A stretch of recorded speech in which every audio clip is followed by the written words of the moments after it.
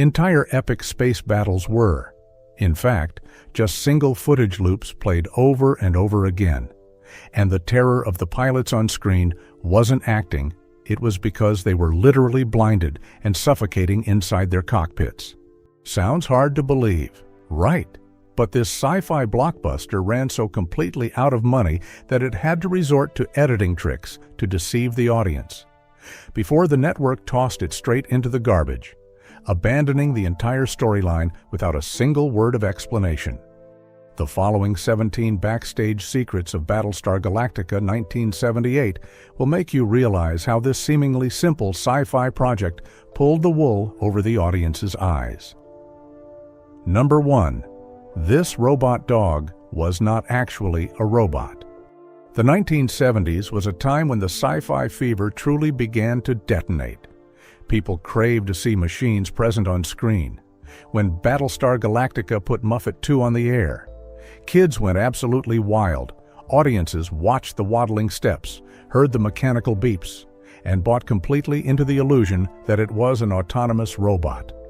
Toy companies back then even manufactured replicas modeled after the film, reaping massive profits in return. Everyone firmly believed Hollywood had successfully engineered an intelligent machine. But we were wrong. There was no artificial intelligence. There were no electronic chips or circuit boards here. Muppet was, in reality, merely a shell made of metal and hard plastic. Its life depended entirely on a human being hiding inside. They crammed themselves into a suffocatingly tight suit. Visibility was near zero, surrounded by a system of cables, joints, and manual levers. Every time the director yelled "action," the operator had to brace themselves to manipulate it. To make Muppet run, they had to inch forward step by heavy step. To make it turn its head to look at the character Boxy, they had to jerk the cables with centimeter-level precision. This was exactly like operating a giant puppet from the inside, trapped within an oxygen-deprived oven. The director demanded that the machine express emotion. The operator had to strain their arm muscles, coordinating every breath to react instantly to the situations on set. The audience saw a robot capable of sadness and joy. In reality, those were the movements of a human wrestling with high temperatures and sheer exhaustion. Sci-fi technology back then was essentially just manual labor, cleverly concealed. Back in the day, when you watched the movie, did you actually believe they had built a real robot? Number 2, the pilot helmet left actors virtually blind. The Viper pilot helmet was the ultimate dream toy for every boy of that era. On television, the pilots wearing them looked incredibly professional. Dark visors obscured half their faces. A golden light emanating from within gave off a highly futuristic vibe. You saw them gripping the flight stick, eyes locked straight ahead, ready to plunge into a hail of laser fire. But reality was the exact opposite. For the actors, this helmet was a design catastrophe. The experience of putting it on your head was identical to locking yourself inside a sealed box. The thick, dark visor completely severed all visibility. Worse yet, to ensure the camera could clearly capture the actor's facial expressions, the lighting crew attached a spotlight right inside the helmet. This light glared directly into their eyes continuously. The confined space caused temperatures to skyrocket after just a few minutes. The actors had to sit in a mock-up cockpit, wearing that miniature oven on their heads, and start acting. They couldn't see the director. They couldn't see their co-stars next to them. They couldn't even clearly see the control panel in front of them. Every pull of a lever, every press of a button had to be memorized beforehand. They acted based entirely on muscle memory and instinct. You watched TV, saw the pilots grimacing, tensely dodging enemy fire, and praised their excellent acting. The truth is, they were genuinely stressed. The suffocation, the blinding glare, and the sheer disorientation forced their bodies to react involuntarily. The fear and exhaustion in the frame were the direct results of physical torture. They had to grit their teeth and endure this physical abuse to shoot the dogfight scenes. Ironically, the network had another trick up its sleeve to completely erase their hard work.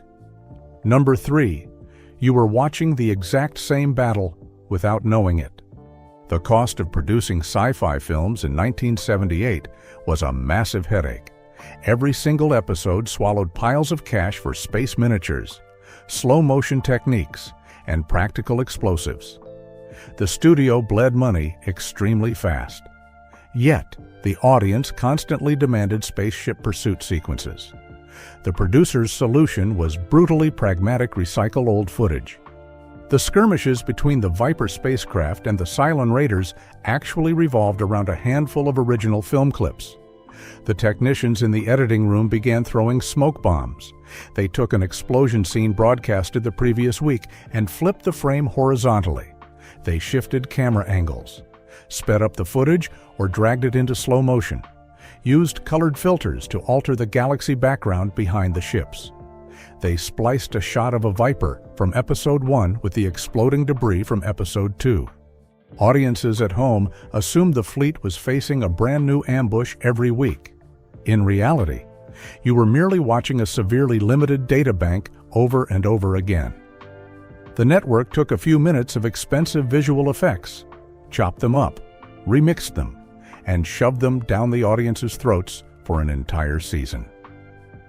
This was a mandatory editing trick designed to salvage a series on the verge of bankruptcy. They sold you the illusion of an endlessly dragging war. While the accounting department had closed the books long ago, back then, were your eyes sharp enough to catch the network recycling tapes, or did you buy it completely? Leave your thoughts down in the comments. Deceiving the eyes by recycling tapes was a cheap trick, but to convince theater audiences, they prepared a tactic that launched a direct assault on the viewer's physical body.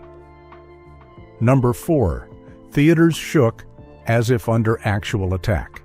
If you went to the cinema during that era, you would remember the massive, black subwoofers lined up along the corners of the walls.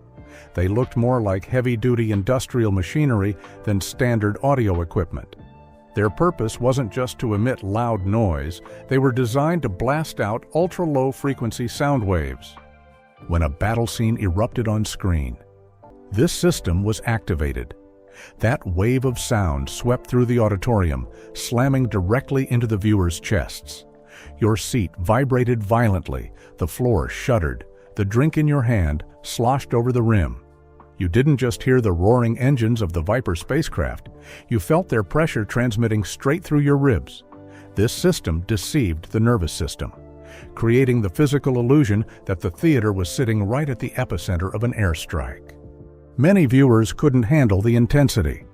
The high-intensity sound waves induced dizziness, nausea, and prolonged ringing in the ears. Cinemas constantly received complaints because the ceilings shook so violently that plaster dust rained down on the audience's heads. The movie-going experience at that time mutated into an endurance test for the human body.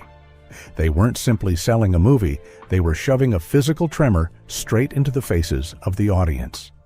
But the true manipulation of the film lay at a much deeper level, aimed directly at the minds of the viewers without anyone ever knowing.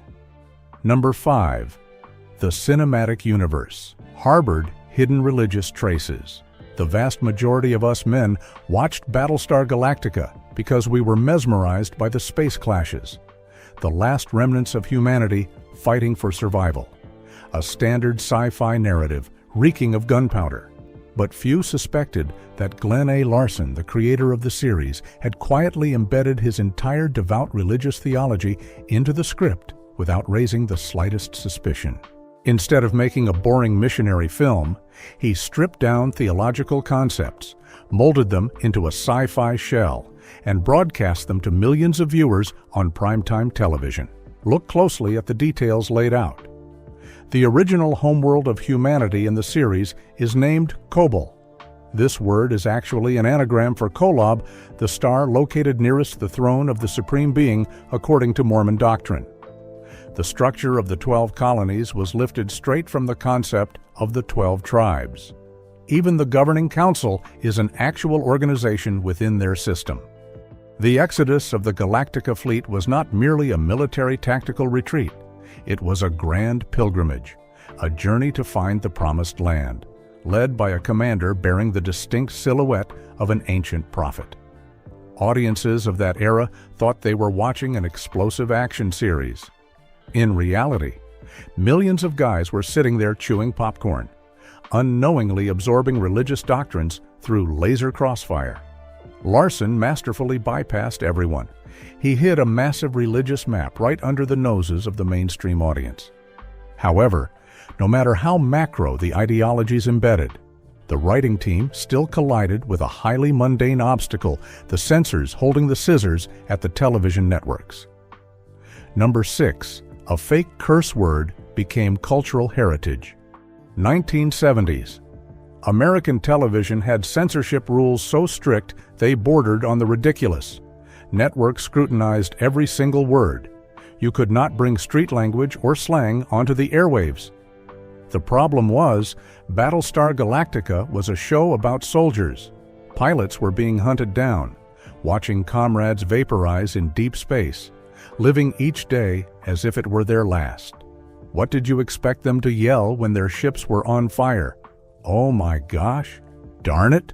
If characters spoke in such squeaky clean phrases, the show would morph into a fake, tasteless farce. The writers were backed into a corner. They needed a way out, and they invented frack, a short, explosive word, semantically. It didn't exist in any dictionary. The censors looked at the script, saw a meaningless word, and immediately stamped it approved. They fell right into the trap. Because when they got on set, the actors knew exactly what to do with that word. They roared, frackin' with all their anger, bitterness, and panic. The mouth shape when pronouncing this word was identical to a classic American profanity. Heavy emphasis, sharp exhalation. TV audiences didn't need any explanation. Any guy sitting in front of the screen instantly understood the character was cursing. It was a flawless legal loophole. It preserved the raw, abrasive reality of a military environment without violating a single broadcasting standard, originating as a coping mechanism. Frack got embedded itself deep into the language of fans. It mutated into a secret communication code, a piece of television cultural heritage that survived decades later. It proved that you don't need forbidden words to express rage. You merely need to throw your attitude into a perfectly fitted shell. But even clever rule bending couldn't save the fate of the entire project, because the thing that struck down this great ship wasn't aliens or machines, it was red-inked invoices. Number 7. The series was canceled, despite having an audience. Do you think a television series gets killed off because no one bothers to watch it? That is the normal rule. But Battlestar Galactica died for a far more pragmatic and cold-blooded reason. It was too expensive to be allowed to exist. The audience was still sitting there. Millions of men still glued their eyes to the TV every night. Viewership was completely stable, but behind the closed doors of the ABC network, financial reports were bleeding out with every broadcast week. This space fleet swallowed a colossal pile of the network's money. The costs for physical models, complex cinematography techniques, and set designs far exceeded the safety limits of television at the time. They fell into a financial trap with no way out. The longer they shot, the more the budget deficit bloated. Advertising revenue wasn't strong enough to shoulder the production costs. The executives sitting in air-conditioned offices didn't care about humanity's fight for survival on screen. They only looked at the negative numbers on the ledgers, and they decided to pull the plug. The series was handed a death sentence right in the middle of audiences eagerly waiting for the next episode. The enemies that wiped out the Galactica didn't ride in spaceships or carry laser blasters. They held pocket calculators and wore suits. Have you ever experienced that hollow feeling when your favorite series gets ruthlessly axed by the network? Even when the story was just getting good. The coldness of those numbers left behind an even more brutal consequence. It hurled millions of viewers into an undefined void. Number 8. The story was halted right before it ended. The greatest pain for the original generation of viewers didn't lie in the outdated special effects.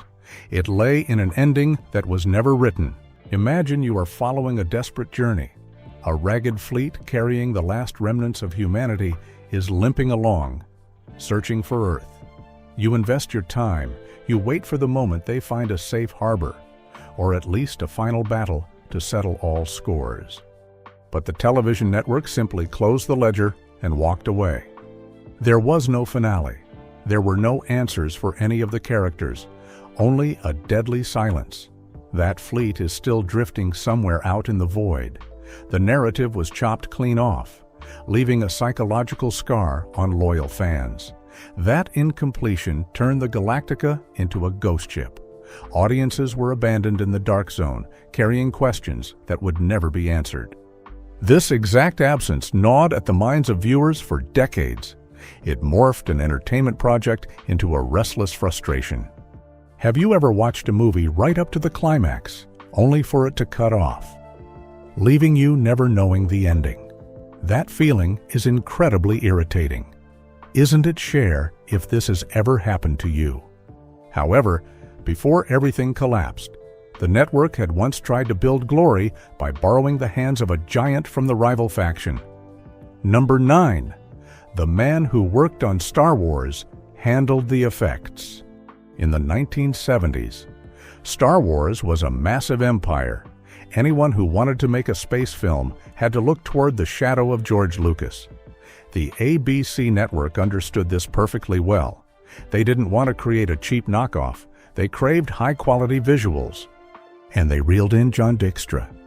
He was the technical mastermind who had molded the classic space dogfights of Star Wars. When Dykstra stepped into the Galactica project, he brought a heavy-duty cinematic mindset with him. He rejected the slapdash approach of standard television making. Dykstra set up complex motion control camera systems. He played with lighting, designing skimming camera angles to create a sense of wind-tearing speed. He transformed lifeless chunks of plastic into a combat legion bearing undeniable physical weight. Thanks to Dykstra's hands, Galactica's visuals shattered all television limits of that era. He elevated it to an entirely different class. Audiences feasted their eyes on every laser streak right in their own living rooms. But his arrival also lit a fuse. Borrowing too heavily from the techniques and style of the Lucas Empire dragged them into relentless legal lawsuits later on. They wanted to use their rival's magic, but failed to foresee the consequences of touching the power of someone far stronger. Borrowing the name of a legend often breeds massive illusions, just like how people deluded themselves about the name of the weapon flying around on the screen. Number 10. Viper was not an official military designation. When you mention Galactica, you have to mention the Viper. This deep space fighter craft possessed an incredibly cold, sharp name. Men obsessed with mechanics and fighter jets went absolutely crazy for it. At that time, rumors began to spread. People whispered to each other that the U.S. Air Force used this exact name, Viper, for the real-life F-16 fighter jet. Even many veterans bought the lie completely. But what was the truth? There was absolutely no military record stamping Viper onto their aircraft. It was purely a product of imagination. The name sounded too slick, too cool on the television waves. It embedded itself deep into the audience's heads. Aviation enthusiasts loved it so much they spread it by word of mouth and forcefully attached it to real planes. Cinema had deceived real life. A sci-fi movie ended up defining how men named real-world mechanical machines. Number 11. Cylons were called toasters. On screen, humanity's fighter squadrons had to face off against an army of emotionless robots. They were encased in gleaming armor, operated systematically, and knew no fatigue, a formidable enemy. But what did the humans in the film call them? Cylons? No, they called them toasters. This was a profoundly biting insult. They refused to call the enemy by a dangerous name. Calling them toasters meant degrading them down to the level of household electrical kitchen appliances. This detail is incredibly grounded in reality. In a military environment, when living with stress every day, soldiers always find ways to mock trouble to soothe their nerves. Instead of trembling before an armored machine, they chose to laugh at them, a derogatory nickname, yet one that showcased the resilience and reckless attitude of humans in the face of danger. Number 12. The script changed continuously while rolling. Movies often project the illusion of smoothness. You see actors delivering crisp lines, action synchronized to the second. But the backstage of Galactica was a junkyard of chaos. There was absolutely no script locked down in advance. During shooting, everything was continuously ripped up and rewritten. There were times when an actor would just step onto the set, and the director would shove a crumpled piece of paper with brand new lines into their hands. Lights on, camera rolling, and they had to fend for themselves. Audiences saw heroes calmly handling situations. In reality, the actors were sweating bullets, desperately trying to remember what they were supposed to say next. They acted on pure survival instinct. Time pressure forced them to adapt instantly. The audience never saw the panic behind those tidy frames. Professionalism is sometimes birthed from unannounced chaos itself.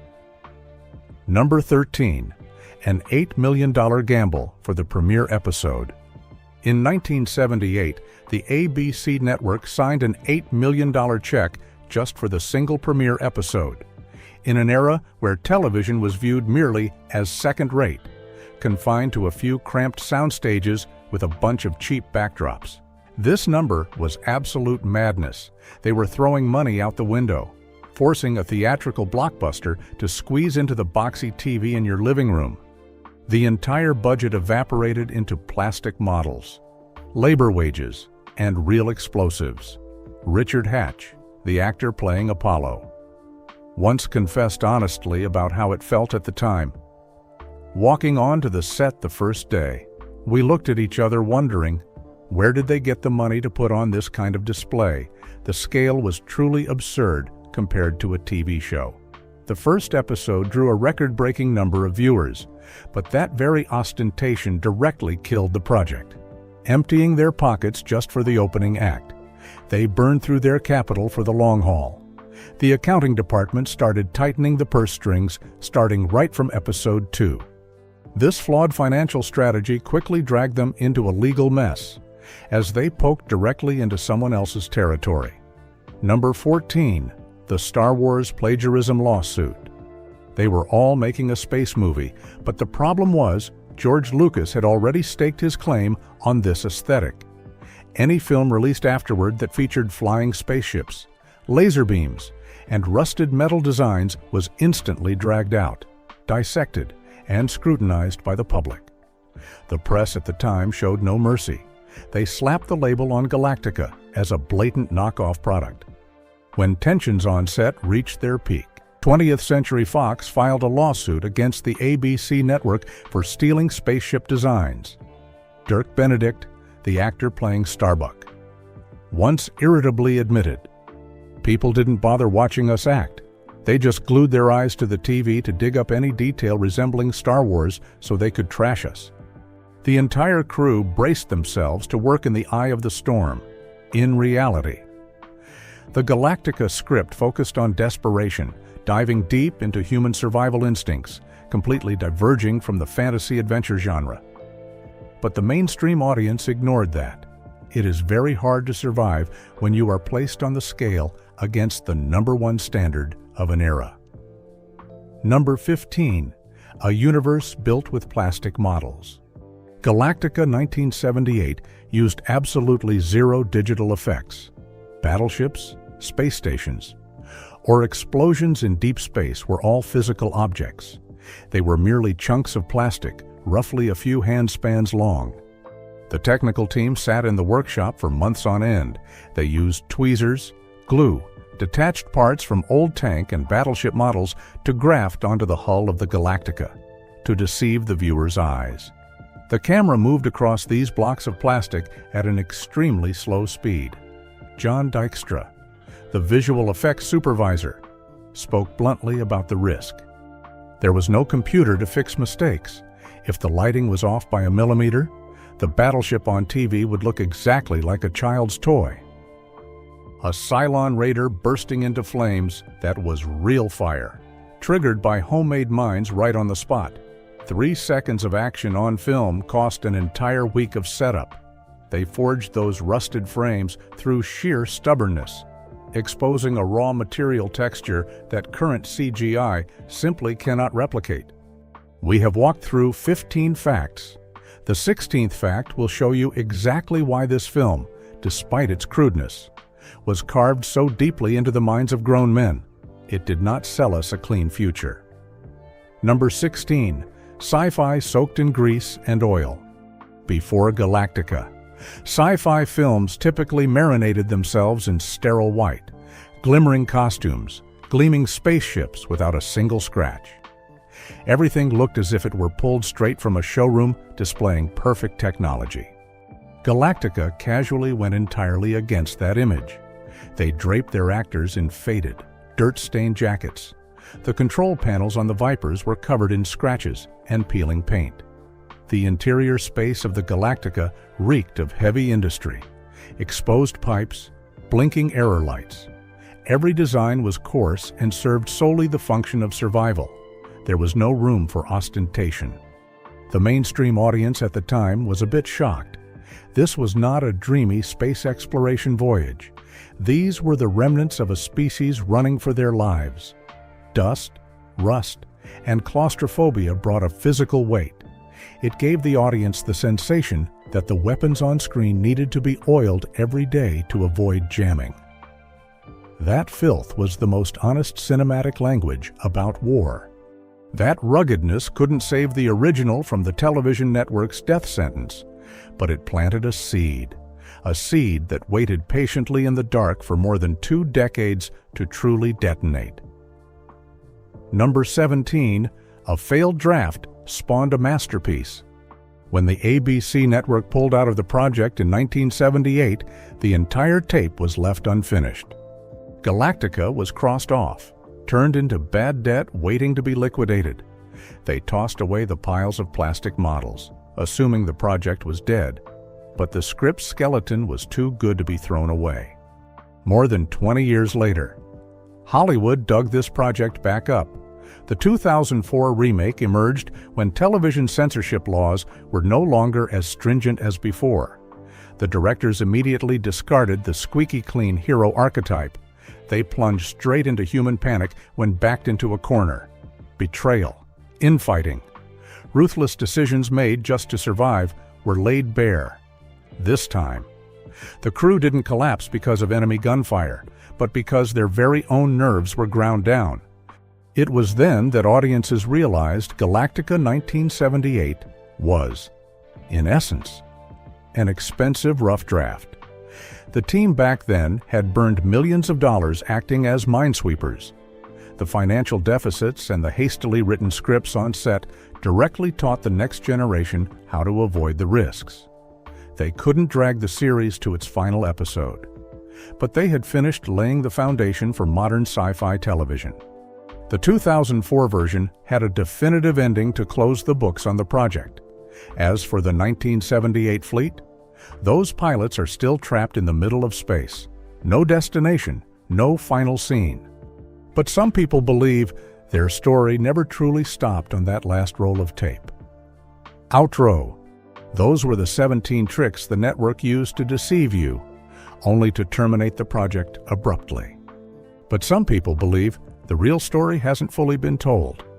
If you were given the right to write the final episode, would the 1978 fleet find Earth, or would they run out of fuel and be stranded forever in outer space? Drop your ending in the comments right below.